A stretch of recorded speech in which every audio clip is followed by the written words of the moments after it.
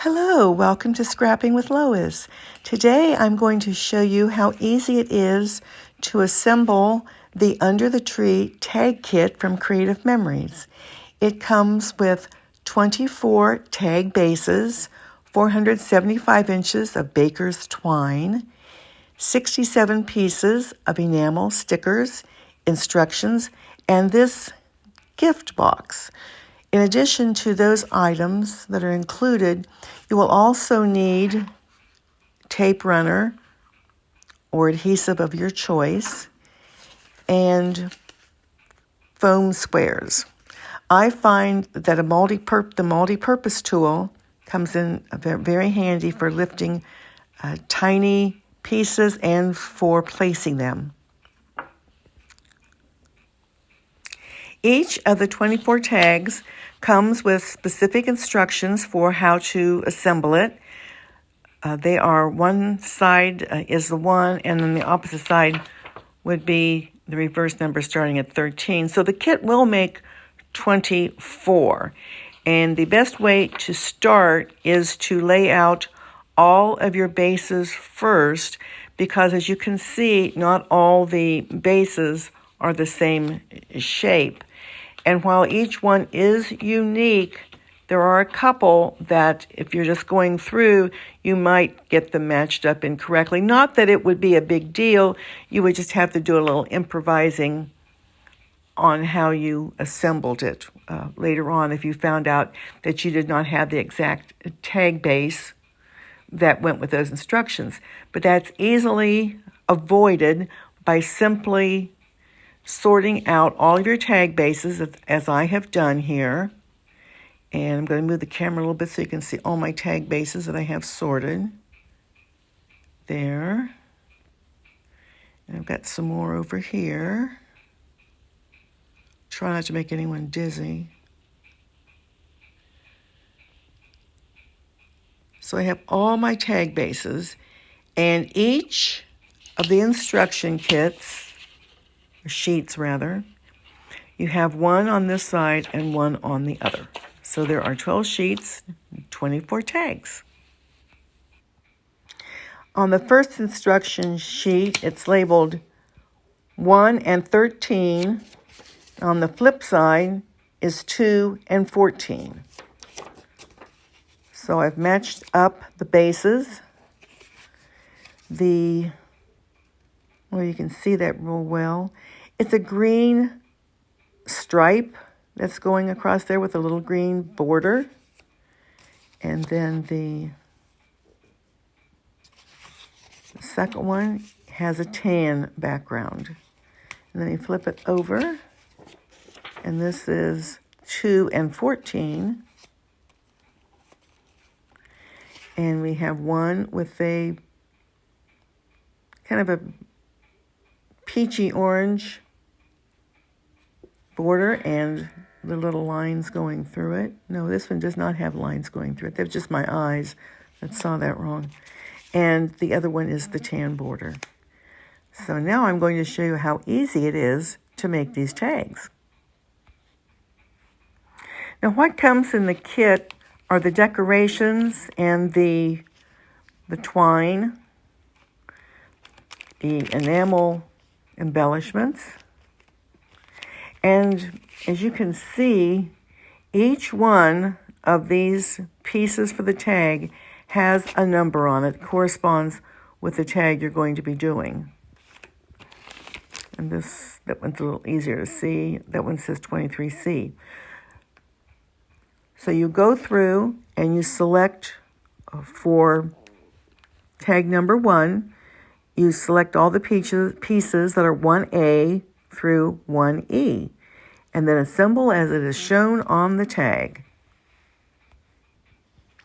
The first bag contains all the pieces you need for tags 1 through 12. So I have selected the pieces 1A through 1E, and it's very simple just to adhere them. You can follow that pretty well. Don't worry about how you label. You put those on there, whether your letters are over or under. And then you can use the little embellishments as shown on the tag. So I am going to assemble this, and then when I have it done, I will show it to you. And there you have the first one, the letters and the little embellishments. I pretty much followed the design that was given. You wouldn't have to, but if you want to come out with the exact designs and know that you're going to have something similar, you probably want to follow pretty closely. And then you don't have to limit yourself necessarily to just these pieces. If you have other things that you wanted to decorate with, you could do that too. For tag number 2, we're going to be using foam squares on the packages. So I have a foam square on the back of each one of these packages, and then they're going to be stacked, and then the bow is going to be put on top. And the one thing I did not mention on that first tag, but I'll remember to mention it now, was the twine that's included. There's enough twine there that you cut off 22 inches, and you tie a loose bow, and that is what you put through the hole punch. And you can attach that with the twine. So now we are going to just take these little backs off the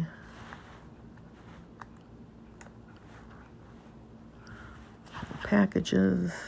I like to use this grid paper. No, it's not grid paper. I have parchment paper over it. I use the parchment paper for when I'm using repositionable tape, and it picks up all the excess. But I like to use this grid mat because it helps me line things up. And I can see it a lot better. We're going to put the first one down. And then we're going to get the second package. And we'll take the little foam.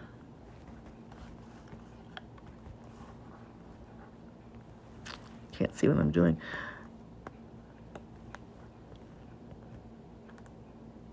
I see if I can do this, almost anybody can do it, because I have fingers that don't work like they used to. Now, because we've got that on a foam square, it's just easy to come in there and line it up under that one, and at least I said it was easy. I said it was easy.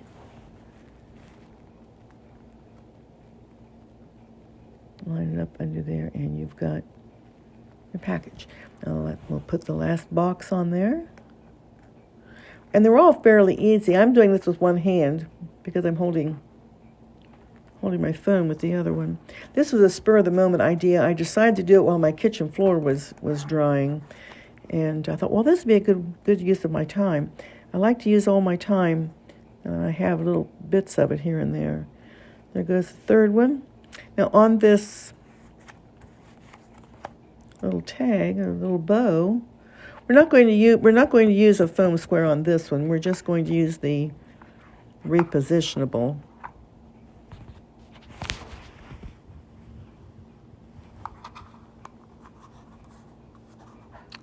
And I may not be able to do this. I'm not going to be able to do that. Hang on. Okay, I have adhesive on the back of my tag, and now I'm just going to put it right up there and not cover up that little hole where the twine goes through. Just line it up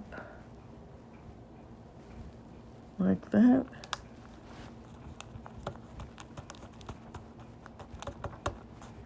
And you could put some embellishments on it if you wanted to, and then take 22 inches of the twine, put it through the little punch hole, and tie in a bow. And that is done. For tag number 3, I wanted to show you how I did the foam squares.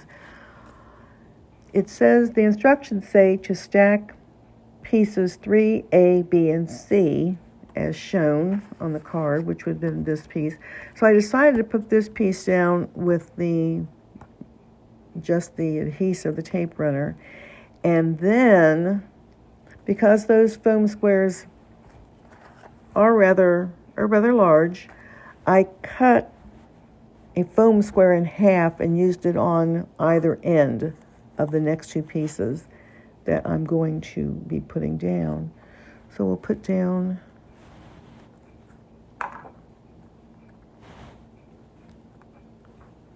B.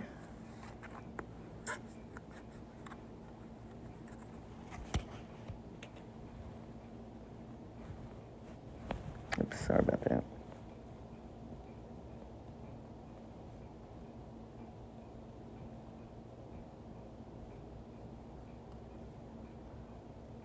So I say, if I can do this, almost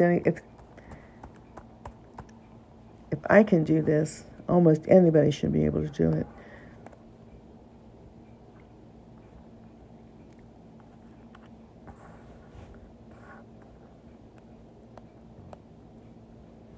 And I have no manual dexterity. None whatsoever. I flunked manual dexterity test one time.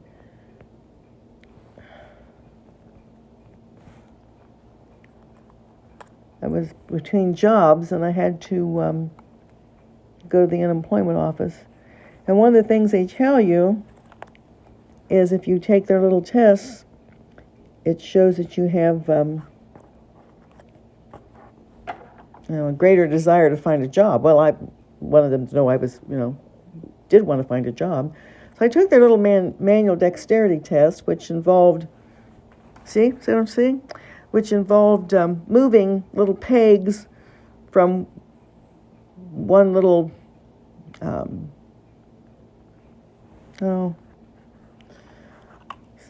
device over to the other side. And my little pegs went all over the floor. And they came back, and the results were I was better suited to something else. So anyway, I've just about got it on there. Just about had it. This is where that multi-purpose tool comes in very handy. Okay, there it is. All right, so there is what it would look like layered, and how you can make your foam squares go just a little further by cutting them in half. Well, I hope you have enjoyed this, and I will be at the Fall Bazaar in Fairborn at the Senior Center on December. It's Friday and a Saturday. I believe it's the 1st and the 2nd. I think it's the 1st and the 2nd. It's a Friday and a Saturday. And I will be doing tag kits and card kits. So if you're in the area, stop by. There will be a lot of wonderful things going on there. Thank you very much for watching. And if you have any comments, please leave them below. Thank you.